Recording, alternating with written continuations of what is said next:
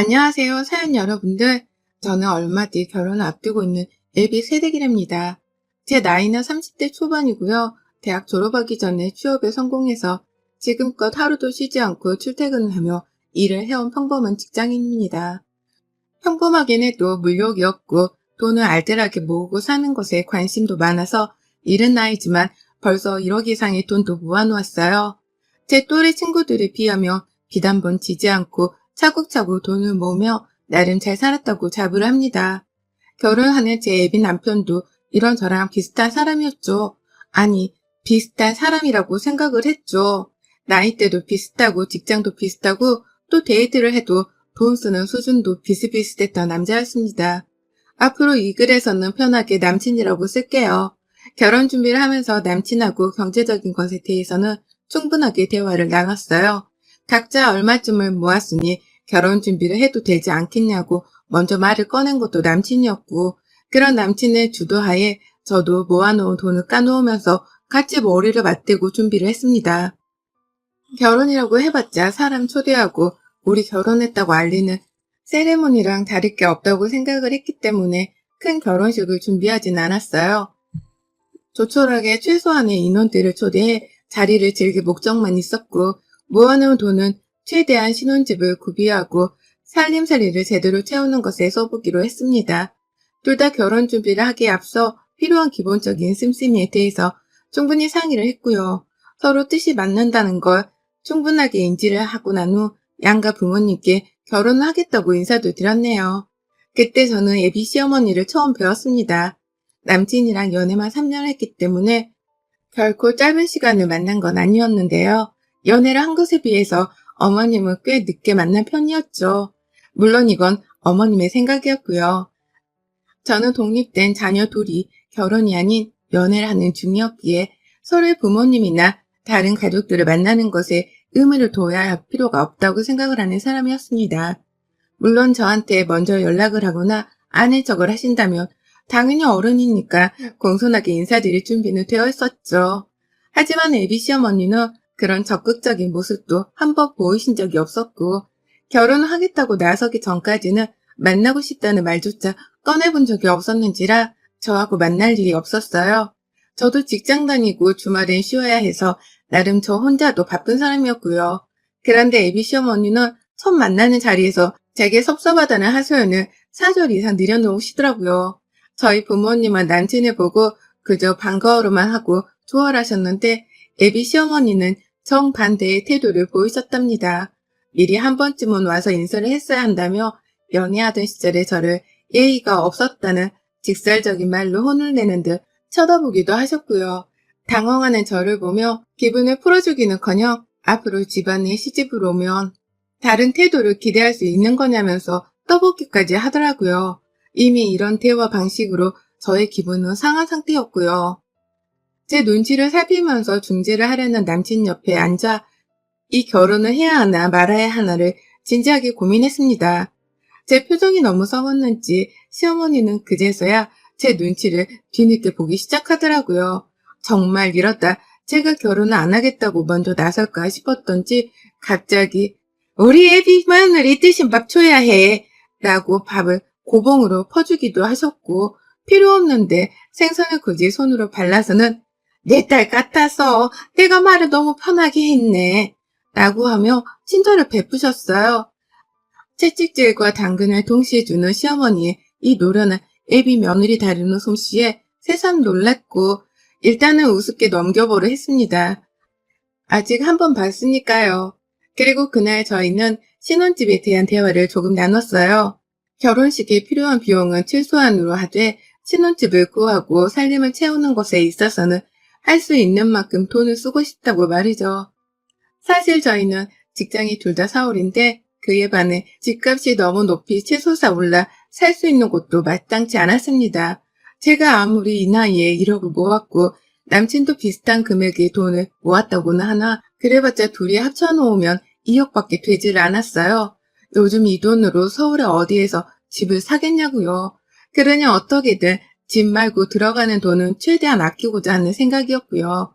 이내 신혼집을 구하는 데 있어서도 고민은 많았습니다. 도대체 어디에 들어가 살아야 하나 싶어 말이죠. 하지만 어디까지나 애비 시댁에 갔던 첫날은 인사만 드리는 날이었기 때문에 신혼집을 구하는 것에 대한 대화를 길게 나누고 싶진 않았어요. 그건 남친이랑 제가 첫 번째로 해결을 해야 하는 문제였고 부모님께는 나중에 말을 하는 게 최선이다 싶었거든요. 우리 둘이서 살 집이었으니까요. 그런데 어머님 낌새가 조금 이상했어요. 지금 생각해보니 그때부터 확실히 이상하셨습니다. 한 번도 아니고 여러 번을 저를 처음 보는 날에 절 앞에 두고 아파트를 사야지. 무조건 요즘 같은 때에는 아파트를 사야 하는 거야. 라고 하면서 신혼집을 한두 푼이 드는 것도 아닌 아파트로 구하라 떼를 쓰는 거예요. 분명 제 눈에는 단순히 조언을 해주는 정도가 아니었어요. 무조건 아파트를 사야 하는 거라면서 마치 자신이 들어갈 살 집을 구하는 것 마냥 고집을 피우셨답니다. 그러니 저는 돈이 되는 대로 잘 알아보겠다는 말로 애둘러 빨리 대화를 마치려고 했고 정도가 좀 지나치다 싶었을 때 이만 가봐야 한다며 자리를 정리하고 집을 나왔어요. 집을 나오고 나니 남친은 제가 충분히 기분이 나빴겠다 싶었던지 어머님을 대신해 말을 하더라고요. 우리 엄마가 아파트를 꼭 사고 싶어 하셔. 요즘 부동산 추세가 그러니까 엄마가 말은 저렇게 해도 부동산 공부를 엄청 하시거든. 요즘 같은 때 아파트를 무조건 사고 들어가야 빚지는 장사가 아니래. 그러니까 이왕 우리들이 돈을 합쳐서 집을 사야 하면 무조건 아파트로 들어갔으면 하시는 거지. 라고 말이죠. 이걸 변명이라고 시어머니를 대신해서 제게 말하더라고요. 부동산 추세가 그러니까 형편이 어떻건 말건 상관없이 무조건 돈 모으고 대출까지 받아서는 꼭 아파트를 사야 한다더라고요. 그리고 전 그 말에 단박에 눈치를 챘답니다. 이건 남편도 어머님이랑 의견이 똑같다는 걸 말이죠. 자신도 아파트가 추세인 게 맞고 아파트를 사야 나중에 돈이 오르건 말건 할 테니 꼭 사야 한다고 의견을 어필하는 중이었던 겁니다. 저한테는 형편에 맞게 잘 구해보고 정 안 되면 전세를 구해도 된다고 말한 남친이었는데 말이죠. 그리고 전 애초부터 우리 수준의 아파트를 구하는 건 무리하는 거니까 전셋집을 구하는 것이 합리적이라고 생각했던 사람이었습니다. 한순간에 같은 계획을 짜고 같은 길을 걷고 있는 사람한테 정반대의 의견을 받고 정반대의 길을 가는 사람이 되어버린 듯 했어요. 집 문제만큼은 부부가 한마음 한뜻으로 생각을 모아서 결정을 해야 하는 큰 문제잖아요. 그런데 애고도 없이 시어머니 되실 분이 첫 만남부터 아파트를 꼭 사야 한다고 다그치는 걸로도 모자라 남친은 그게 합리적인 거고 추세를 따르는 거라고 말을 하니 어이가 없었죠. 저랑 결혼을 하지 않는다면 남친은 돈 2억도 안 될 테고 그러면 아파트를 살 가능성은 더욱 희박해지는 건데도 제 의견 따위는 감히 배려를 해주려고 보이질 않았습니다. 시어머니 되실 분은 너무나 당연하게 배려가 없었고요. 생각이 너무 많았어요. 결혼 준비 과정에서 예상치도 못한 난관에 부딪힌 기분이었달까요? 이런 제 속을 아는지 모르는지 남친은 그저 시어머니가 저를 또 보고 싶어 한다며 자꾸만 집으로 초대를 해줬습니다. 좋은 인상을 받은 것도 아니었고 그렇다고 좋은 대화를 나누고 헤어진 사이도 아니었는지라 또 보는 게 많이 부담스러웠는데요. 시어머니는 제가 또 보고 싶은 건지 우리 애비 며느리 라는 호칭까지 적은 카톡을 저에게 보내면서 집으로 부르기도 하셨어요. 카톡 아이디는 남친이 제 번호를 공유해줘 알아내셨다고 하고요. 그렇게 저는 팔자에도 없는 시어머니라는 존재가 옆에 딱 붙어있는 처지가 되어버렸답니다. 대학 졸업하자마자 직장 다니고 내 돈 벌어 모으고 살면서 내 부모님께조차 들러붙어 본 적이 없던 저였어요. 그런 저를 배려한다고 부모님도 저를 독립된 자식으로 늘 봐주며 존중을 해주셨고요. 그런데 갑작스레 나타난 시어머니가 그놈의 예비 시어머니라는 타이틀을 가지고 저를 자꾸 들들 볶으려는 게 눈에 훤히 보였습니다. 어차피 결혼 준비를 하는 과정에서 어머님이 밥을 먹으러 오라고 불러주니 오늘 가면 좋은 말씀은 한 번은 해주시겠거니 하며 찾아가도 봤는데요. 아유, 전 정말 저한테 무슨 아파트 얘기를 맡겨놓은 줄 알았습니다. 아니, 아파트를 사는 데에 들어가는 수억의 돈을 제 통장에 이미 입금까지 해놓은 줄 알았답니다. 그 정도로 저를 붙들고 한다는 말이 서울 안에 있는 아파트를 꼭 사야 한다는 말뿐이었어요. 저도 물었습니다. 돈이 없는데 도대체 무슨 아파트를 어떻게 사라는 거냐고 말이죠. 솔직히 답답한 마음에 아주 조금은 말이 안 되는 소리를 한다는 식으로 표정 관리를 못한 채 이 질문을 했습니다. 그러면 시어머니는 기다렸다는 듯 부동산 추세에 대해서 푸시면서 이걸 모르는 제가 바보스럽다 라고까지 말씀을 하시더라고요. 돈이 없다고? 돈이 없으면 대출을 당겼으면 되는 거고 니들 다 노후 보장이 되는 직장을 다니고 있으니 앞으로 대출금 갚을 걱정은 안 해도 되는데 근데도 돈이 없다고? 얘가 뉴스도 안 보나 보네. 요즘 영끌이네 뭐네 말이 맨날 뉴스에 나오고 있는데 넌 그 뜻도 모르겠다. 라고 하면서 대출을 받는 걸 너무나 쉽고 당연하게 말씀하시더라고요. 저도 압니다. 집을 사기 위해서 대출을 받는 분들이 많다는 걸 말이죠. 사업을 하기 위해서도 대출받는 사람들은 많고요. 다만 저는 살면서 학자금 대출도 받아본 적이 없는 사람이었고 제 통장에 마이너스라는 게 찍혀본 적이 없었습니다. 그런 저로서는 대출이라는 말 자체가 추세를 모른다는 걸 떠나서 많이 걱정이 되는 부분이었어요. 굳이 무리를 해서 그렇게까지 아파트를 사고 싶은 마음도 없었고요. 하지만 시댁만 가면 정확히는 예비 시댁인데도 불구하고 그 집만 가면 시어머니에 이어서 믿었던 남친까지 추세를 따지고 돌며 아파트를 사야 한다고 닥달을 하니 미칠 노릇이었죠. 이거 정말 저를 제외한 모든 사람들이 아파트를 사려고 하는 것만 같았고 이런 생각을 한 번도 해본 적이 없는 제가 너무 한심한 사람이 되어버린 것만 같기도 했습니다. 이 고민으로 몇 날 며칠을 정말 결혼 자체까지 뒤집어 생각을 해볼 만큼 저 혼자 부모님께 말도 못한 채 고민을 끌어안고 있었는데요. 귀엽고 시어머니 되실 분께서 저의 기분에 똥칠을 하긴 하더라고요. 언제 하시려나 싶었는데 그걸 급기야 해버린 겁니다. 저희 집에서 전날 엄마가 남친을 집으로 초대해서 함께 밥을 먹었어요. 엄마가 요즘 제 기분이 별로 안 좋은 게 눈에 훤히 보이는 것 같았던지 일부러 남친을 집에 초대하면서까지 기분 좋을 시간을 마련해 주신 거죠. 혹시 싸운 게 있으면 이 기회에 풀라는 마음으로 말입니다. 그렇게 밥을 잘 먹고 있다가 집 얘기가 나왔는데 남친이 주저하지 않고 말을 해대더라고요. 자신은 부동산에 대해서 정말 잘 알고 있다는 듯한 거만한 태도로 저희는 아파트를 꼭 사려고 하는데 정확히 어느 지역이 곧 재개발이 될지 그래서 수익이 더 날 수 있는지를 꼼꼼하게 알아보려고요. 라고 말하더라고요. 저하고 상의를 완전히 끝내지 않은 상태에서 저희 부모님께 쐐기를 박듯 말을 던져낸 겁니다. 그러니 저희 부모님은 아파트가 한두 푼이 드는 것도 아닌데 아파트를 산다고 하는 남친의 말에 놀라셨죠. 그만한 돈이 있는 남자인가 싶어 물어보다 결국 그 입에서 나온 대출이란 말에 표정이 불안으로 가득 차셨고요. 남친은 혼자 신이 나서 불안이 아닌 저희 부모님을 보며 시어머니랑 똑같은 말을 했답니다. 요즘 추세가 그게 아니에요. 아유, 잘 모르시네. 아파트 사시면서 그걸 모르시면 어떡해요. 지금 안 사면 언제 더 올라서 더는 못 사게 될지도 모른대. 라고 하며 주절주절 지 혼자 맞다는 말만 골라 했어요. 저희 부모님은 자수성가해서 좋은 시기에 아파트를 샀고 그 외의 부동산 투자에 대해서는 관심이 없는 분들이셨습니다. 관심을 두지 않아도 충분히 노후 준비까지 잘 해가면서 지내고 계시는 분들이셨어요. 근데 남친이 이딴 말을 골라 하니 화가 났죠. 저하고 상의가 덜 된 주제였기에 저는 서둘러 대화를 마무리 지었고 확정된 게 아니라며 부모님께 말씀드린 후 남친을 데리고 집을 나왔어요. 이미 저는 화가 가득 난 상태였는데 남친은 뭐가 잘못된 건지를 모르고 끝까지 제게 왜? 화났어? 표정이 왜 그래? 내가 말 실수한 거야? 라고만 질문을 해댔어요. 대화 자체가 안 통하는 사람이더라고요.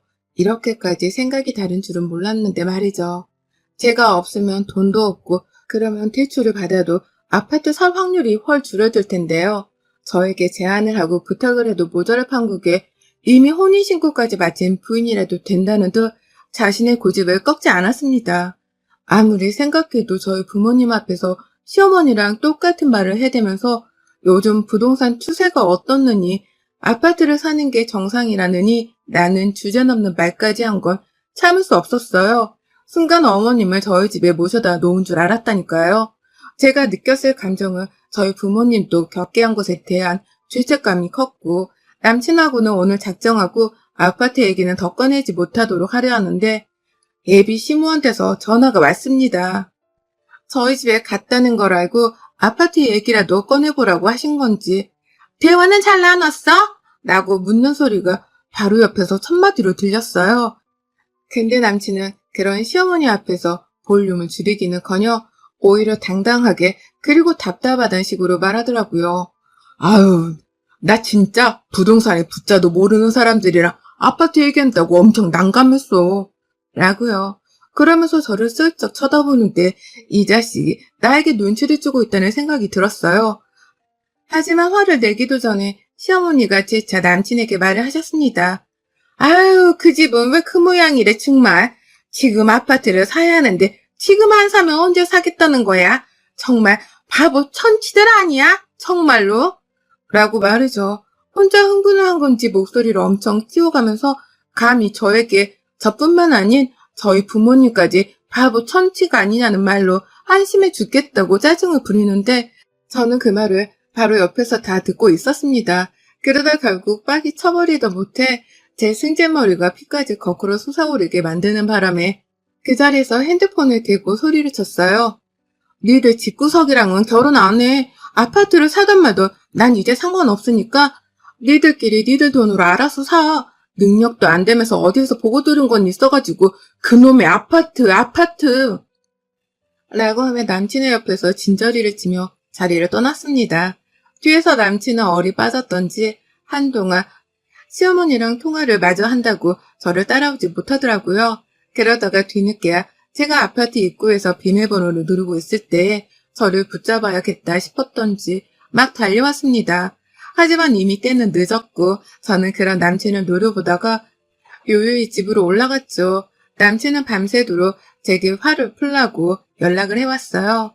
저는 분명 결혼을 하지 않겠다고 파혼을 선언한 건데 이 자식은 말귀를 못 알아듣고 화를 풀라고만 하더라고요. 딱 보니 일부러 파혼을 피하기 위해 모르는 척을 하는 게 분명해 보였습니다. 저랑 파혼을 하게 되면 방금 전까지 얘기를 하던 아파트를 사는 것도 물 건너가는 걸 본인이 제일 잘 알았던 거죠. 그런 남친의 태도에 저는 더욱 화가 났어요. 화가 난 이유를 알면서도 모른 척 일부러 회피를 하는 것이며 아파트를 사기 위해서 일부러 화해를 하려는 듯이 더 적극적으로 연락을 해오는 것까지 모든 게 다 가시적인 것만 같았습니다. 원래 이런 사람이 아니라고 생각을 해서 결혼까지도 하려고 한 건데 이제 보니 순이기적이고 욕심도 많고 또 세상 물정도 모르는 사람이 분명했네요. 시어머니는 주제넘게 신혼집을 가지고 아파트를 사례말이하며 추세를 언급했을 때부터 이미 도를 넘었고요. 다른 건 다 참고 그냥 모른 척 파혼만 하고 넘어갈 수 있었는데 아무리 생각해도 남친이 저희 부모님 집에까지 찾아와서 추세 따위를 언급하며 부동산을 가르치려 든 건 참을 수 없었습니다. 너무 웃겼던 건요. 저희 부모님은 이미 아파트를 사서 잘 살고 있는 반면 예비시댁은 다세대 주택에 살고 있었어요. 아파트에 한 번도 살아본 적도 없는 사람들이 자식 결혼을 앞세워 그렇게나 아파트를 언급했던 겁니다. 그러니 제가 이 말에 신빙성을 가질 수 있었겠냐고요. 뭘 해놓은 것도 없는 사람들이 큰 그림만 그리면서 고액의 대출을 받아 아파트를 사라고 하니 제가 당연히 말도 안 되는 소리라며 귓등으로도 안 들을 수밖에요. 결국 저는 그날 남친이랑 더 대화를 마무리 짓기도 전에 저희 부모님께 파혼을 통보했습니다. 도저히 집을 구하는 문제로 뜻을 좁힐 수 없었고 내가 무슨 말을 하더라도 나를 부동산에 붙자도 모르는 바보 취급을 하는 남친과 시어머니의 태도에 화가 단단히 났다는 걸 밝혔어요. 그러자 저희 부모님도 번갈아가며 화를 내셨고 또 번갈아가며 뭐 그런 집구석이 다 있냐면서 파혼을 재차 확인하셨답니다. 남자는 얼마든지 더 좋은 사람을 나중에 만날 수 있으니까 이혼보다는 파혼이 낫다며 적극 지원을 해주셨죠. 그래서 결국 저는 결혼을 정말 앞두고 있었던 예비 신부였음에도 한치의 미련도 없이 남친과 헤어지기로 했답니다. 물론 이별 통보도 저희 쪽에서 거의 일방적으로 밀어붙였어요. 그쪽에서는 여전히 아파트 하나에 미련이 남았는지 어떻게든 저를 붙잡아 보겠다고 뒤늦게야 마음에도 없는 사과를 하더라고요. 우리가 아파트에 살아본 적이 없어서 라는 솔직한 말까지 하면서 저를 붙잡아 보겠다고 결혼을 다시 생각해보자는 애비 시어머니. 저는 그런 어머님께 말씀드렸답니다. 어머님이 추세는 잘하는데 눈치는 잘 모르시나 보네요. 저 지금 5만 정이 다 떨어져서 파혼 요구하는 겁니다. 아파트 살 며느리는 다른 데서 알아보세요. 라고 말입니다. 한 방에 5만 정이 다 떨어졌단 말을 아주 크게 소리쳐 드렸더니만요. 어머님은 그 말에 대꾸도 못하다가 말도 없이 남친을 바꿔주시더라고요. 그러더니 남친은 옆에서 제가 하는 말을 다 들었다면서 급기야 울먹거리기까지 하며 그렇게까지 말을 해야 해? 우리 사이에? 라고 했는데요. 이미 떨어져 나간 정은 쉽게 되찾아오기 힘들었습니다. 이렇게까지 해야겠니? 우리 사이에? 이렇게까지 추하게 헤어져야겠어?